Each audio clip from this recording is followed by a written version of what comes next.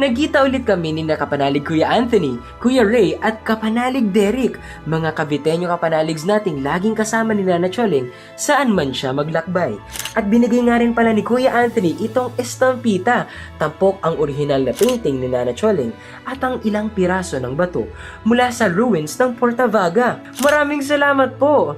Noong nakaraan kasi, may nabalitaan akong nagpapamigay ng big posters ni Nana Choling.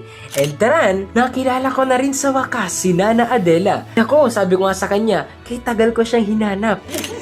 Salamat po. Nung nakaraan mo kasi naubusan.